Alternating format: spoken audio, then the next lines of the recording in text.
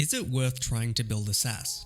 Note the emphasis on trying. In my opinion, yes, but solely for the purpose of learning the process end to end, without having any expectations of success. Consider it a learning experience. If you're a budding developer with a killer project idea, there's very much a chance that you'll have more success than I did, but my advice is to validate the idea as soon as possible, ideally with customers who are willing to pay for it because it actively solves a high priority problem. Or alternatively, you can leverage online forums and landing pages. If you can prove the existence of demand for a product, the next step is defining clear criteria for success and working towards their fulfillment, or achieving failure as soon as possible. A good thing to remember is that failure is never as big as it may seem on the surface. The biggest killer is having extremely high expectations without any prior experience, as more likely than not, your first attempts will not live up to the hype.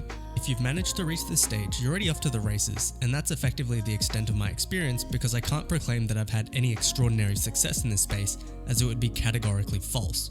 That being said, there are a few nuggets of wisdom that I wanted to share. The first is building up a list of potential customers very early, ideally in the ideation and validation phases. On several occasions, I've commenced development on a product, published it online, and then twiddled my thumbs thinking about how to get customers. Clearly, I hadn't put much thought into actually testing the idea prior to development. If you've ever thought that if a product is good enough, customers will come, you're straight up wrong. Instead, it should be if a product is good enough and enough customers know about it, more customers will come. Any product or service you find that quote-unquote sells itself doesn't just pull massive market share overnight, and instead leveraged organic and inorganic growth channels, most of which were likely non-scalable. The second piece of advice is building a problem statement and set of solution hypotheses before commencing execution. The only exception to this is if your project is intended as a learning exercise, in which case go right ahead. This is something I learned way too late, as despite how obvious it sounds, there's a massive difference between an idea and a good idea. More often than not, what you're building is really just an idea. The goal of having these core solution hypotheses is to provide a sense check for whether an idea has failed, allowing efforts to be focused on pivoting. I myself cannot explain how dumb it feels to have to say this because it's beyond trivial, but when you get going, you tend to miss the forest for the trees. Thirdly, if you plan on being a solo developer, make sure the scope of your project is extremely well defined and something that you can ship and manage on your own. Additionally, the path to market should be pretty clear, as you should already have access to the customer base who will purchase your product, whether it's in online forums, Facebook groups, Reddit pages, wherever they may congregate.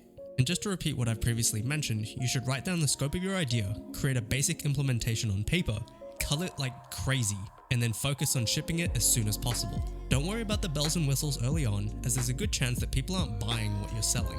And as a side note, if something hasn't even made it to paper, there's a good chance it's really just an idea and nothing worth working on. Lastly, just enjoy the process. If you're watching this, I'm assuming you aren't part of a Silicon Valley startup with a high burn rate and short runway, so you're probably thinking of creating something because it sounds like a good idea. You owe it to yourself to make sure this experience doesn't suck, because there's a very high probability of failure, which isn't often publicized.